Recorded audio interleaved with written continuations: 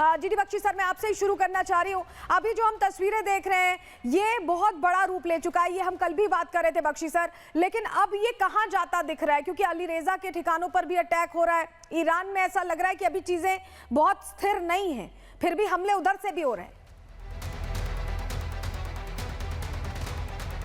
नहीं, स्थिर नहीं है या हो या नहीं, सिंपल फैक्ट है जो हम दिख रहा है दुनिया को सारी कि ईरान भीषण पलटवार कर रहा है।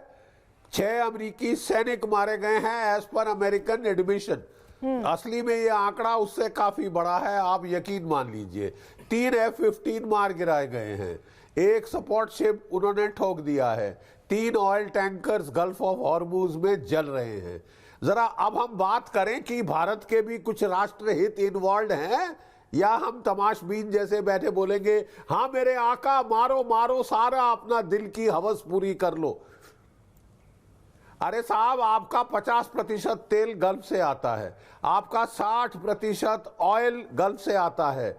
दुबई के अंदर हमारे कितनी बिजनेसेस हैं कॉरपोरेट, वहां पे काम कर रही हैं जी। हमारा कोई 8-9 मिलियन का डायस्पोरा है जिसकी सेफ्टी के ऊपर अब हमको ध्यान देना पड़ेगा कि नहीं हम कुछ नहीं कर सकते, सब अमेरिका की चलेगी, हमको तो साष्टांग दंडवत करनी चाहिए, लेट जाना चाहिए, कॉलोनी बन जाना चाहिए, तभी सेफ रहेंगे। क्या बकवास है साहब।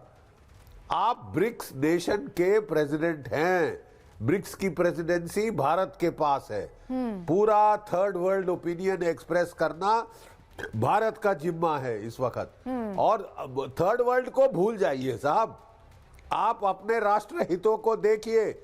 Is it in your national interest कि ये वॉर जब तक दिल चाहे डोनाल्ड ट्रंप का और ईरान का चलती रहेगी? चलती रहेगी, हमें नुकसान है, कोई फर्क नहीं, दुनिया की इकोनॉमी तबाह हो जाए। ईरान इकोनॉमिक वॉरफेयर वेज कर रहा है, बोले एक एक दिन लड़ाई आप सबको महंगी पड़ेगी, आप मेरा नुकसान तो कर रहे हो। 48 मार दिए हमारे टॉप लीडर कमांडर, लेकिन फिर भी वी आर फाइटिंग। अरे 8 साल लड़े थे ये इराक के बरखिलाफ, 8 साल है। और अमेरिका सोच के आया था कि डोनाल्ड ट्रंप ने जैसे वेनेजुएला पे फतेह पाई, क्या फतेह है साहब, क्या देश, क्या दुश्मन चुना, कमजोर से कमजोर पैंसी मुल्क है। और वो भी बेचारा केवल ब्यूटी क्वींस पैदा कर सकते हैं बेचारे, मिस वर्ल्ड, मिस यूनिवर्स वगैरह वगैरह, और उसको मार के ऐसे अपनी छाती पे गोरिल्ला जैसे डमरू बजा रहे थे, क्रीक बुंडोलो, टार्जन टार्जन। अब टार्जन निकल आया आपका, और अभी तो शुरुआत हुई है जी। अगर आप जो आपको कह रहे अकल हैं सर, नहीं आ रही वेनेजुएला तो को लेकर आप हाईलाइट कर रहे हैं, मैं जरा ये समझना चाहती हूँ क्योंकि वेनेजुएला तेल को लेकर लीडर रहा, उसको पहले इन्होंने एलिमिनेट किया, उसको अपने हाथ में लिया, अपने इशारे पर चला रहे हैं।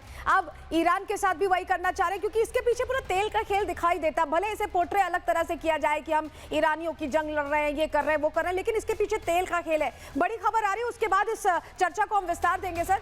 इस बीच बड़ी आईडीएफ का ईरान पर जोरदार अटैक देखने को मिला है। पश्चिमी ईरान के ड्रोन बेस पर हमला हुआ है, ईरान के ड्रोन बेस को भारी नुकसान पहुंचा है। ये बड़ी खबर हम बता रहे हैं, ईरान का जो ड्रोन बेस है, क्योंकि देखिए ईरान के पास ड्रोन्स हैं, मिसाइल्स हैं, और यही उसकी ताकत है। ऐसे में पश्चिमी ईरान के ड्रोन बेस पर आईडीएफ ने अटैक किया, बाकायदा उसकी फुटेज जारी कर दी गई है, जो तस्वीर भी हम दिखा रहे हैं दर्शकों को अपनी। और देखिए ये तस्वीरें बताती हैं कि आईडीएफ कैसे पिन पॉइंट प्रिसीजन अटैक्स लगातार कर रहा है। लगातार इस वक्त ये पिन पॉइंट प्रिसीजन अटैक्स चल रहे हैं। तस्वीरों के जरिए हम पूरी जानकारी दे रहे हैं। हमले से पहले की तस्वीर जरा आप देखिए, आपको सब कुछ क्लीन दिखाई दे रहा है। ये सैटेलाइट इमेजेस हैं जो हम आपको दिखा रहे हैं, और हमले के बाद आप देख सकते हैं कि किस तरह के हालात है। ये ईरान का ड्रोन बेस है जिसे तबाह किया गया है, क्योंकि आईडीएफ जानता है कि ये नुकसान पहुंचा रहे हैं ड्रोन्स और मिसाइल्स। इस बीच आपको 10 बड़ी अपडेट्स अब तक जो युद्ध चल रहा है उससे जुड़ी बता दें। देखिए रियाद में जो अमेरिकी दूतावास है उस पर ईरान का अटैक देखने को मिला है। ईरान के हमले में 6 अमेरिकी सैनिकों की मौत हुई है। अभी का ये अपडेट है। अमेरिका ने ईरान के 11 जहाज खाड़ी में डुबो दिए हैं। ईरान पर अभी सबसे बड़ा अटैक बाकी है। डोनाल्ड ट्रंप कह रहे हैं इसका अर्थ आप मानिए कि और बड़े हमले हो सकते हैं, अटैक्स को और ज्यादा तेजी में देखा जा सकता है। वहीं होर्मुज स्ट्रेट से गुजरने वाले शिप तबाह होंगे, ईरान भी ये क्लियर धमकी दे रहा है। ईरान के 1250 से ज्यादा ठिकानों पर अब तक अटैक हुआ है। जॉर्डन में अमेरिकी बेस पर ईरान ने बड़ा हमला किया। हमले में घायल खामनेई की पत्नी की भी मौत हो गई है। वहीं इजरायली हमले में लेबनान में 52 लोगों की मौत की जानकारी मिल रही है। 10वां बड़ा अपडेट आपको दें, फ्रांस ने परमाणु हथियार उठाने या बढ़ाने के लिए आदेश जारी कर दिए हैं। फ्रांस भी इस युद्ध का हिस्सा बन सकता है। ये बहुत बड़े अपडेट्स, अब तक के युद्ध के अपडेट्स हम आपको दे रहे हैं। हमारे साथ लगातार डिफेंस पैनल जुड़ा हुआ है। सक्सेना सर, उसी बात को हम विस्तार देना चाहेंगे जो major general DD Bakshi sir कह रहे थे कि देखिए वेनेजुएला को इन्होंने अपने हाथ में कर लिया, अब ईरान को अपने हाथ में करना चाहते हैं, लेकिन कड़ी टक्कर तो दे रहा है ईरान, ये कहना पड़ेगा। क्योंकि आप देखिए कि आप सुप्रीम लीडर को एलिमिनेट कर देते हैं, उसके बाद जो पैरेलल चीजें चल रही हैं वो बता रही हैं कि ईरान बहुत कमजोर नहीं हुआ है, इसके बाद भी उसके पास अपना प्लान ऑफ एक्शन है।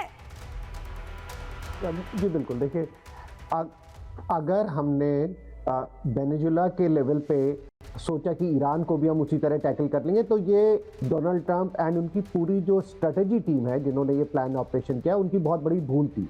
ईरान और वेनेजुएला में बहुत बड़ा अंतर है। और दूसरा, उन्होंने सोचा था कि जस्ट उनके टॉप लीडर को मार के वो उनकी पूरी लीडरशिप को ख़त्म करके और लोग खुद उठ जाएंगे, विद्रोह कर देंगे। ऐसा नहीं होता है। कई बार जब आप अपने टॉप लीडर को मार देते हो, देखिए डिफरेंसेस हैं ईरान में, इंटरनल डिफरेंसेस, लेकिन जो इंटरनल डिफरेंसेस है, लेकिन ये नहीं है कि वो प्रो अमेरिकन है। तो कई बार जब आप अपने टॉप लीडर को मारते हो तो वो सारे लोग एक साथ गैल्वनाइज हो जाते हैं। और आज भी जो आपने देखा कि लाखों लोग इकट्ठे हो रहे हैं, उससे ये बहुत क्लियर है कि इस समय जो ईरान है वो एक साथ है, क्योंकि उन्हें इंटरनल डिफरेंस से ज़्यादा यूएस जो एक बाहरी ताकत है जो इंटरफेयर कर रहा है और उनके सर्वोच्च लीडर को मारा, चाहे वो उससे पूरा नहीं डिफरेंस थे उनके, तो इसलिए वो गैल्वनाइज हो रहे हैं। इस बार ईरान की स्ट्रेटेजी भी बिल्कुल डिफरेंट है। अगर आप देखिए, पिछली बार वो लगातार इजराइल पे हमले कर रहा था जी। इस बार वो इस बैटल को उठा रहा है आगे और वो इकोनॉमिक चीजों को सामने ला रहा है। स्टेट ऑफ हॉर्मुज को उसने क्लोज कर दिया है, जिससे कि सारे देशों पे पूरे ग्लोबल इंपैक्ट होगा।